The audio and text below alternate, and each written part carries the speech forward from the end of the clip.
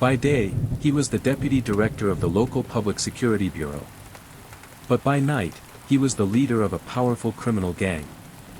His henchmen could commit murder and walk free, no prison, no consequences. Even drug dealers caught red-handed were merely detained. And if he saw a beautiful woman at a nightclub table, she'd be taken away, no one dared to stop him. He was the very person leading the anti-crime campaign, while secretly building his own empire in the shadows. 18 years of living a double life had completely consumed him. The case takes us to Shihizashi, a county-level city under the direct administration of the Xinjiang Uyghur Autonomous Region, about 150 kilometers from Urumqi. In March 2002, a family-run barbecue restaurant was operating like any other day, the husband, wife, and their son working hard from the afternoon. But that evening, a man walked past the busy storefront. He paused, looked at the young man working inside, and casually asked, "Do you have any free barbecue?" The server, who happened to be the owner's son, immediately sensed the tone. It wasn't just a joke, it felt like provocation. So he answered just as sharply. "Free barbecue? Sorry, we haven't skewered those yet." He thought that would be the end of it. But while he spoke lightly, the man took offense. Deeply humiliated, unable to respond with words, the man's face turned grim. Without warning, he stormed into the shop, grabbed a stool, and charged at the young server. Other workers quickly intervened, pushing him outside. They thought it was over. But 15 minutes later, he returned. And this time, he wasn't alone. He brought 2 other men with him, all of them carrying iron rods and knives. They stormed the restaurant and charged straight at the owner's son. In that split second, the boy's mother, Chen Liping, leapt in front of him to shield him. The knife pierced her abdomen. She collapsed on the spot. Realizing someone was gravely hurt, the attackers fled immediately. The father, Lin Zhongmin, and his son had no time to chase. They rushed Chen Liping to the hospital. But the injuries were too severe. She lost too much blood. And she didn't survive. After the attack, the Shihizashi police quickly launched a manhunt. 2 of the 3 suspects were caught that same night. One was named Gu Xiang, the man who had argued with Lin Cheng, and the other was Ma Qingsheng. But the one who had delivered the fatal stab, a man named Ma Yingchen, had vanished. That very night, he somehow escaped the city without a trace. And things only got more bizarre from there. Despite being captured, Gu Xiang and Ma Qingsheng received shockingly light punishments. By law, causing death through intentional harm falls under the crime of intentional assault, which carries a minimum sentence of 10 years, and can even lead to life imprisonment. But these 2 men were not convicted of that. Instead, they were charged with picking quarrels and provoking trouble, and sentenced to just 3 years, with suspended sentences of 4 years. In other words, they never spent a single day behind bars. Lin Zhongmin and his son Lin Cheng were devastated.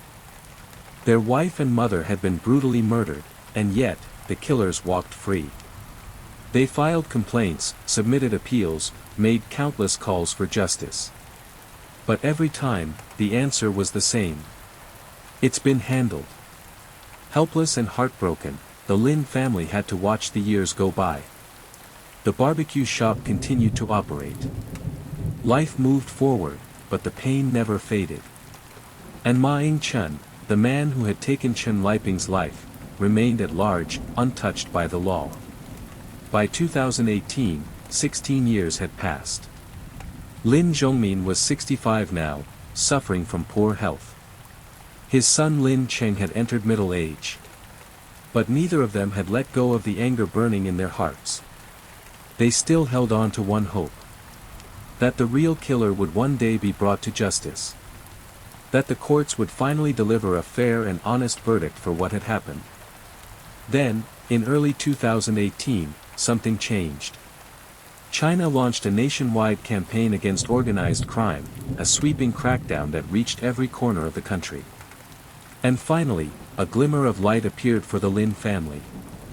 Not long after, the Xinjiang Production and Construction Corps' Anti-Crime Office received a letter, a real name report. The contents of that letter were explosive. It accused Shihizashi's deputy police chief, Bibo, of secretly leading a criminal organization. According to the letter, Bibo had long since abandoned his duties as a police officer and become a crime boss. He was allegedly involved in illegal gambling, loan sharking, sheltering prostitution, and even murder. As investigators read the report, they were stunned. Bibo, the deputy director of public security? How could he possibly be a gangster? But as the investigation began, the truth started to unravel. The allegations against Bibo were so serious that a special task force was immediately assembled. 77 officers were assigned to investigate him, quietly, and with extreme caution. After all, Bibo wasn't just any officer, he was one of the most powerful figures in the local police force. They couldn't risk tipping him off. The first step: follow the money.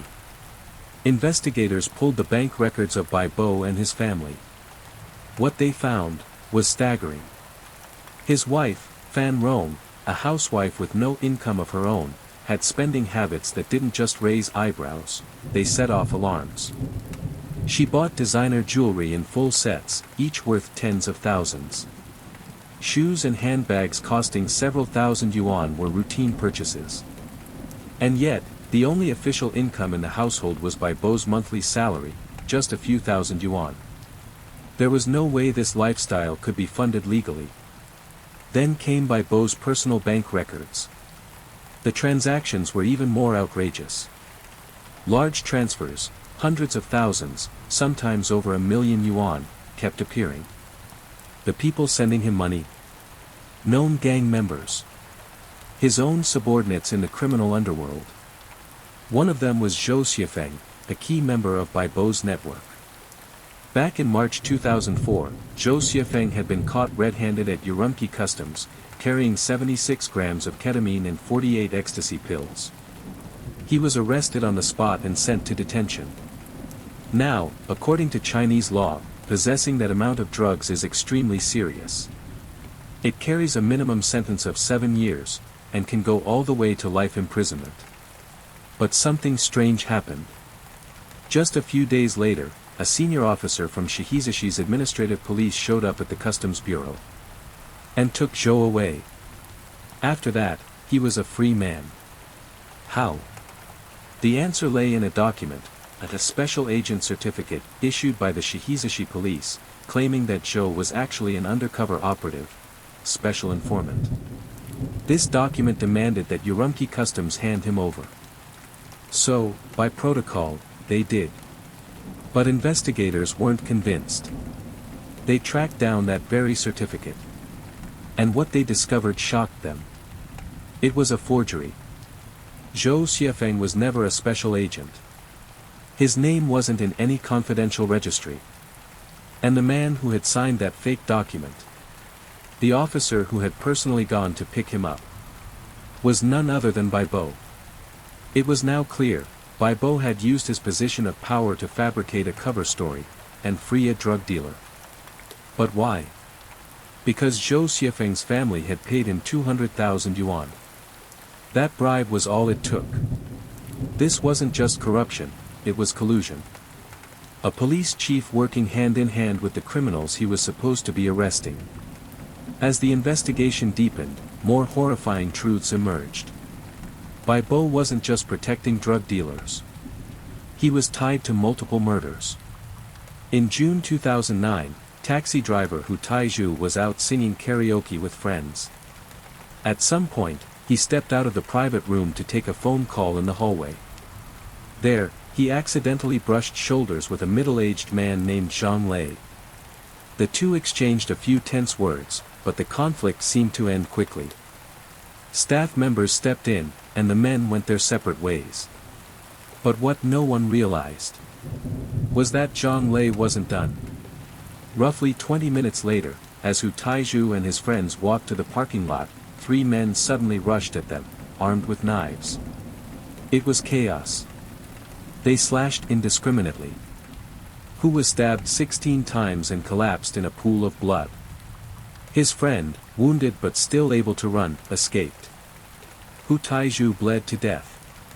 Just 2 days later, Zhang Lei and the 3 attackers voluntarily turned themselves in. During questioning, Zhang admitted he had sent the men to teach Hu a lesson. But things had gotten out of hand. It was a brutal, clear-cut case of intentional homicide. By law, such crimes start with a 10-year sentence, and can go all the way to death. But somehow, the outcome was astonishing. The 3 attackers received 14, 9, and 2 years respectively. And Zhang Lei, the mastermind behind it all, he got just 5 years. Hu Tiezhu's family was devastated. They couldn't understand how a planned, deadly attack ended with such light punishments. Only later would they learn the truth. Zhang Lei had deep ties to Bibo. The two had extensive financial dealings, large transfers, business partnerships, and mutual favors. When Zhang panicked after the murder, he didn't call a lawyer. He called Bibo. And Bibo had a plan. He told Zhang and his men to surrender voluntarily, to appear cooperative. Then, he instructed them to change their testimonies, to say it was an accident, a misunderstanding. He even helped raise over 100,000 yuan in compensation to give to the victim's family. A gesture designed to reduce sentencing. Bibo himself donated 10,000 yuan and ordered his gang members to pitch in. Then came the final blow. He told the victim's family, "If you don't accept the money now, you'll get nothing later." Under pressure and despair, they took the deal. And so, Zhang Lei, a man responsible for a murder, served only 5 years. Then, he came back. And became one of Bibo's most loyal enforcers. With this, Bibo's control over his criminal network reached new heights. He had become a true kingpin, not just in the shadows, but with the law in his hands. Bibo wasn't always a criminal. He was born and raised in Shihizishi. After graduating from police academy, he became a frontline officer, a street cop. In the beginning, he was brave, capable, and dedicated. He took on dangerous assignments, worked long nights, and earned commendations. His superiors took notice, and he rose quickly through the ranks. From team leader to vice captain, eventually, he became the director of the administrative division. He had power. He had influence. And he had the trust of the public. But as he climbed higher, something inside him changed. He began surrounding himself with known criminals. He got used to luxury, to status, to being untouchable. The flashing lights of nightlife, the money, the attention, they started to erode his discipline. His morals faded. His lines blurred. In time, he stopped seeing gang members as enemies. He saw them as allies. He began using his authority to shield their activities, and in return, they gave him wealth and loyalty. At the police station, Bibo was reserved and professional. But outside, he let his true self emerge. He idolized Du Yuesheng, a notorious Shanghai crime boss from the early 20th century. His WeChat bio even quoted Du's famous couplet. 3,000 guests beneath the spring gate. The young master raises his hand to command the sky. Bibo styled himself after Du, in behavior, in speech, in ambition. He didn't just run a gang. He was the gang. His men called him Brother Bai. They followed his word without question. To follow Brother Bai, they'd say, is to never be abandoned. In March 2002, right after the barbecue restaurant killing, Bibo personally ordered his men to smuggle the prime suspect, Ma Yingchun, out of Shihizishi under the cover of night. Ma fled to Guangzhou, where Zhou Xiefeng, the same drug dealer Bai had once protected, helped him settle down with housing and work. That's how a murderer disappeared for 16 years. With the main suspect gone, the case fell apart. The 2 remaining suspects, Gu Xiang and Ma Qingshen, were coached by Bibo's men to alter their testimonies. Vital facts were blurred. Key evidence was lost. And so, the case was downgraded. Instead of murder, the charges became causing a disturbance. The result? A suspended sentence. It was the same playbook Bibo used in 2009 with the Hu Taiju case. Once again, witnesses were coached, money was paid, and punishments were minimized. Zhang Lei, the man who had ordered a killing, got just 5 years, and returned to serve Bibo loyally. Through manipulation, money, and power, Bibo built himself into a criminal godfather. His syndicate grew to more than 50 members, 20 of them considered core personnel. To keep the spotlight off, he changed tactics. He banned his men from street violence, and shifted their focus to making money. Some ran underground casinos and gambling dens. Others handled loans, real estate deals, and nightclub businesses. Many of these places became fronts for drug trafficking, prostitution, and money laundering. With Bibo providing police protection, his empire became untouchable. Under Bibo's police protection, his criminal empire became virtually untouchable. His love for mahjong was well known. He often gambled with piles of cash worth tens of thousands of yuan at the table. His brothers called him luckiest guy ever, as no one dared to beat him in those games. Over the years, just from underground casinos alone, his illegal earnings reached more than 20 million yuan. Coupled with high-interest loans and extortion of small loan company owners, Bibo had amassed immense wealth. With money and power came extreme corruption. Bibo indulged in drinking, gambling, womanizing, and drug use. At banquets, he would casually pick out women. If he took a fancy to one, she was expected to be his. One woman even became his mistress. Besides gambling, lending money, and bribery, he was involved in drug trafficking, running casinos, extortion, aiding prostitution rings, and even ordering intentional killings. His arrogance and audacity made the entire city of Shihizi fearful and silent. When the nationwide crackdown on organized crime launched in 2018, Bibo sensed the danger and immediately ordered all illegal activities to cease, hoping to lay low. Though he had carefully destroyed much evidence over the years, the task force still linked him to over 60 cases of gang-related crimes. On July 21, over 300 officers from the Xinjiang Production and Construction Corps were mobilized, forming 4 arrest teams. Simultaneous operations took place in Shihizi, Urumqi, Chengdu, and Shenzhen. To ensure safety, a dinner trap was set up at a hotel in Shihizi, anticipating that Bibo and his bodyguards might be armed. Just as the banquet began, the arrest team stormed in and captured Bibo and his accomplices on the spot. At the same time, the other teams dismantled the gang's core members, arresting more than 30 suspects. All were brought to justice. This man, who had climbed the ranks from a grassroots policeman to deputy chief of the Public Security Bureau, finally fell from grace. At the start of interrogation, Bibo maintained complete silence for over 200 days. But as his men were gradually broken down one by one, his mental defenses collapsed. One day, surveillance footage showed him tearfully humming the song, "Starting Over." Sensing a breakthrough, the officers changed tactics and launched a new round of questioning, eventually extracting full confessions. In April 2020, the court convicted Bibo of multiple crimes including organizing and leading a gang, intentional injury, abuse of power, and harboring criminals. He was sentenced to 25 years in prison, and all his personal property was confiscated. This former policeman, who once vowed to eliminate evil for the people, finally faced justice for his greed, corruption, and abuse of authority. More than 30 core members, including Zhou Xiefeng and Qiu Wei, received various prison sentences for their roles. Bibo's gang was completely dismantled, and years later, the skies over Shihizi finally cleared.